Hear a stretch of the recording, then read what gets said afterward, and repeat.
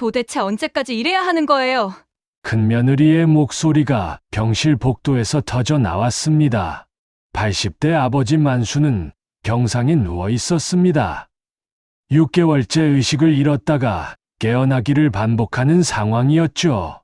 둘째 아들 종민은 아버지 곁을 거의 떠나지 않고 간병을 해왔습니다. 그의 얼굴에는 깊은 피로가 서려 있었고 눈가의 다크서클은 잠 못 이룬 밤들의 흔적을 말해주고 있었습니다. 명절을 맞아 오랜만에 모인 가족들 사이에는 어색한 침묵이 흘렀습니다. 큰아들 종철과 셋째 종호는 각자 바쁜 일정을 핑계로 병원 방문을 미뤄왔던 터였습니다. 아버지의 병실에 모인 형제들과 그들의 가족들 사이에는 미묘한 긴장감이 감돌았습니다. 종민은 그동안 혼자서 아버지의 간병을 감당해오면서 많은 것들을 포기해야 했습니다. 직장에서의 승진 기회도 놓쳤고 아내와 아이들에게도 소홀할 수밖에 없었습니다. 하지만 그는 아버지를 혼자 두고 갈 수 없었습니다. 어린 시절부터 아버지는 종민에게 특별한 관심을 보여주셨고 종민 역시 아버지를 가장 가까이에서 모시고 싶었습니다. 병실에는 의료진들이 설치한 각종 장비들이 소음을 내고 있었고 소독약 냄새가 코를 찔렀습니다. 만수는 가끔 의식을 회복할 때면 종민의 손을 꼭 잡곤 했습니다. 그럴 때마다 종민은 아버지가 무언가 말씀하고 싶어 하신다는 것을 느꼈지만 아버지는 금세 다시 잠에 빠져들곤 했습니다. 형제들은 각자 다른 방식으로 아버지의 상황을 받아들이고 있었습니다. 큰아들 종철은 현실적인 문제들을 걱정했고 셋째 종호는 아버지의 고통을 보는 것 자체가 힘들어했습니다. 하지만 종민은 아버지가 깨어나실 것이라는 희망을 포기하지 않았습니다. 의사들은 회복 가능성이 희박하다고 말했지만 종민은 아버지의 의지력을 믿고 있었습니다. 큰아들 종철이 조심스럽게 화제를 꺼냈습니다. 아버지를 전문 요양원에 모시는 것이 어떨지 제안했습니다. 그곳에서라면 24시간 전문적인 케어를 받으실 수 있고 종민도 자신의 생활을 되찾을 수 있을 거라고 말했습니다. 종철은 형으로서 동생을 걱정하는 마음에서 나온 제안이었습니다. 종민이 그동안 너무 많은 것을 희생했다는 것을 알고 있었거든요. 하지만 종민의 반응은 예상과 달랐습니다. 그는 단호하게 고개를 저으며 반대 의사를 표명했습니다. 아버지는 집에서 가족 곁에서 계셔야 한다고 주장했습니다. 요양원은 아버지가 원하시는 곳이 아니라고 믿었습니다. 종민은 아버지가 의식이 있을 때 종종 집 이야기를 하시는 것을 기억하고 있었습니다. 어린 시절 살던 집, 어머니와 함께 가꾸던 정원, 그리고 아이들과 함께 했던 추억들을 그리워하셨죠. 종철은 동생의 마음을 이해하지 못하는 것은 아니었지만 현실적인 문제들을 생각하지 않을 수 없었습니다. 종민의 건강도 걱정되었고 병원비 부담도 만만치 않았습니다. 셋째 종호는 두 형의 의견 차이를 지켜보며 어떤 입장을 취해야 할지 고민했습니다. 그 역시 아버지를 사랑했지만 실질적인 간병은 종민이 도맡아 해온 것이 사실이었습니다. 병실 안의 분위기는 점점 무거워졌고 가족들은 각자 다른 생각에 잠겨 있었습니다. 만수는 그런 가족들의 대화를 듣고 계셨을까요? 의식이 없는 것처럼 보였지만 때로는 눈꺼풀이 미세하게 떨리는 것 같기도 했습니다. 어느 날 밤 종민이 아버지 곁에서 간병을 하고 있을 때였습니다. 만수가 갑자기 눈을 뜨시더니 종민의 손을 꼭 잡았습니다. 평소보다 더 또렷한 의식으로 종민을 바라보시면서 힘겹게 말씀을 꺼내셨습니다. 집에 있는 자신의 책상 서랍 안쪽을 찾아보라고 하셨습니다. 꼭 종민이 봐야 할 것이 있다고 하시면서 다른 사람에게는 말하지 말라고 당부하셨습니다. 만수의 목소리는 평소보다 더 약했지만 그 말에는 분명한 의지가 담겨 있었습니다. 종민은 아버지의 진지한 표정을 보며 뭔가 중요한 일이라는 것을 직감했습니다. 하지만 구체적으로 무엇인지는 알 수 없어서 마음이 무거워졌습니다. 아버지는 그 말씀을 하신 후 다시 깊은 잠에 빠져드셨습니다. 종민은 그날 밤 잠을 이루지 못했습니다. 아버지가 무엇을 그렇게 급하게 전하려고 하셨을까 궁금했습니다. 혹시 자신이 모르는 중요한 일이 있는 건 아닐까 걱정도 되었습니다. 다음 날 아침이 되자 종민은 병원에서 잠시 나와 아버지 집으로 향했습니다. 오랜만에 찾은 아버지의 집은 먼지가 쌓여 있었고 적막감이 감돌았습니다. 종민은 아버지의 방으로 들어가 책상 앞에 앉았습니다. 그 책상에서 아버지가 평생 중요한 일들을 처리하셨던 것을 기억했습니다. 어린 시절 아버지가 그 책상에서 장부를 정리하시거나 편지를 쓰시던 모습이 떠올랐습니다. 종민은 떨리는 마음으로 서랍을 열어보기 시작했습니다. 책상 서랍 안쪽에서 종민은 오래된 봉투 하나를 발견했습니다. 봉투는 아버지의 친필로 종민에게라고 적혀 있었습니다. 종민은 조심스럽게 봉투를 열어보았습니다. 안에는 공식적인 유언장과 함께 아버지가 직접 쓰신 편지가 들어 있었습니다. 유언장에는 간병을 도맡아 해온 사람에게 모든 재산을 물려준다는 내용이 적혀 있었습니다.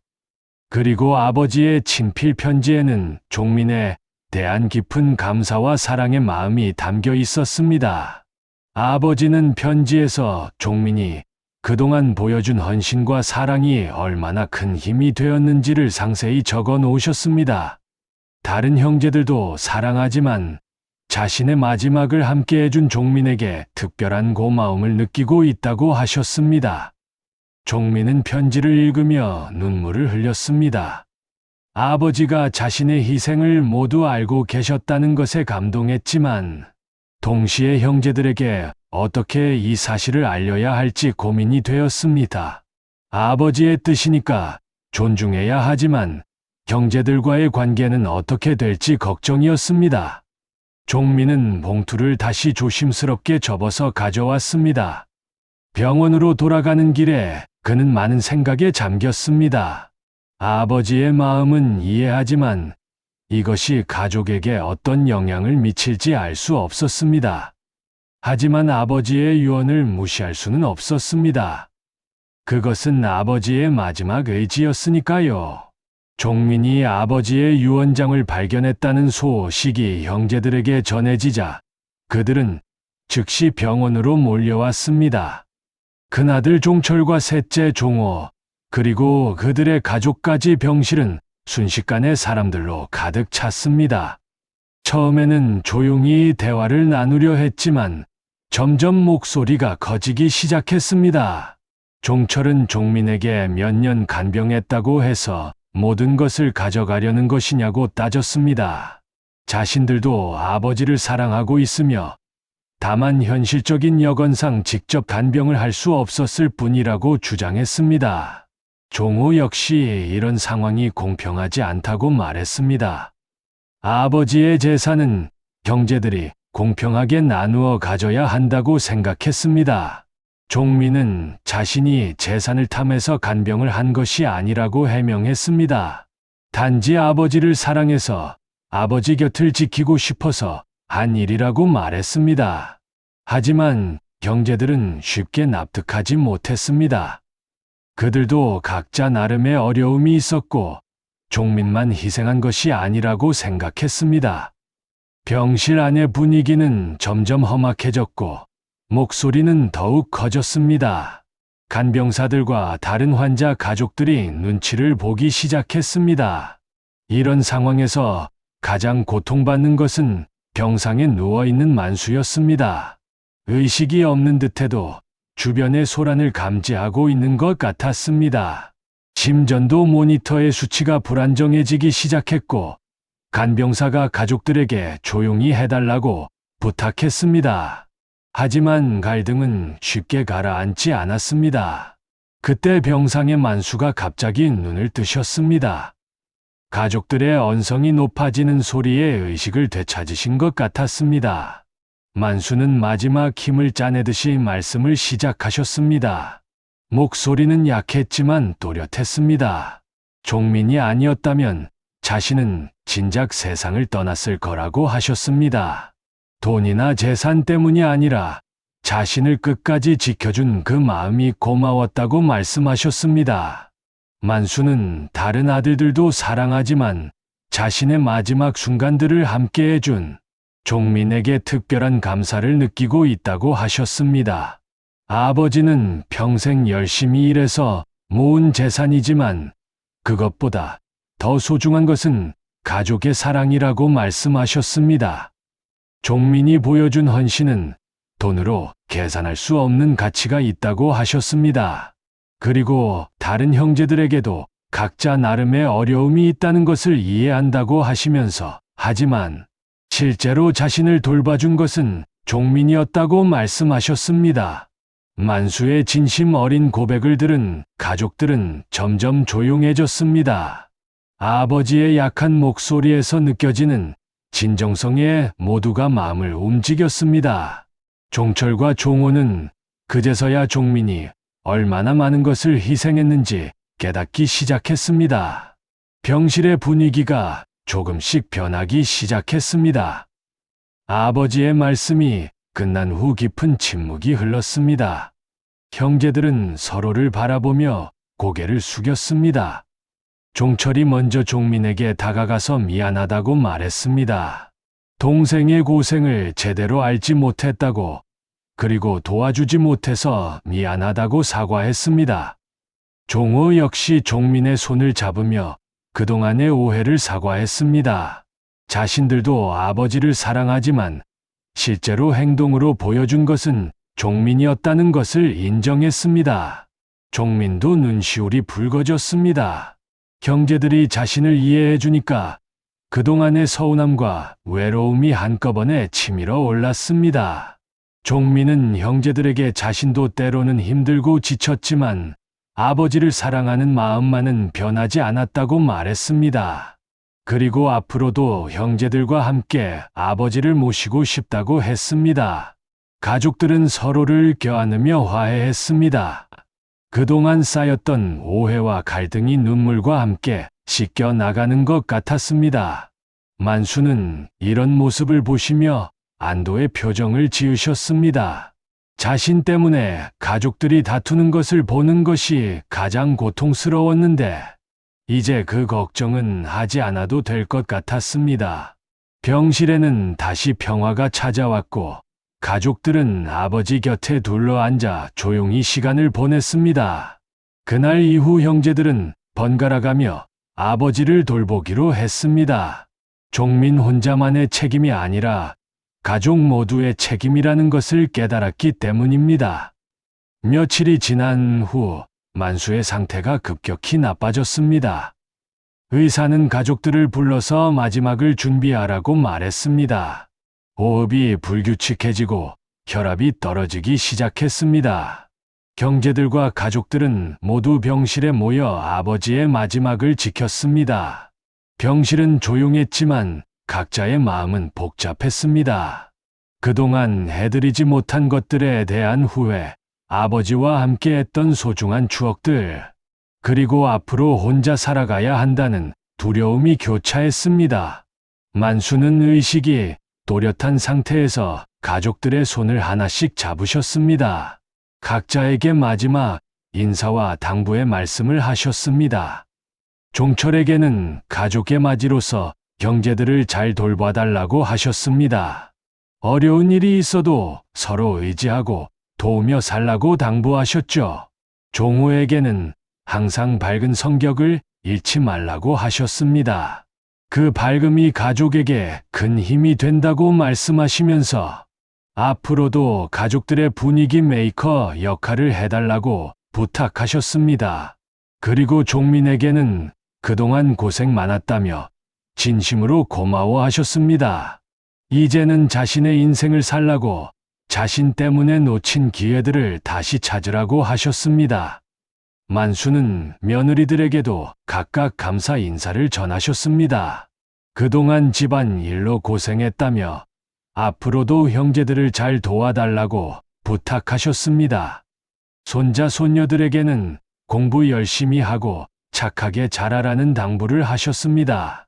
만수는 가족들에게 서로 사랑하며 화목하게 지내라는 마지막 당부를 하신 후 평온한 표정으로 눈을 감으셨습니다.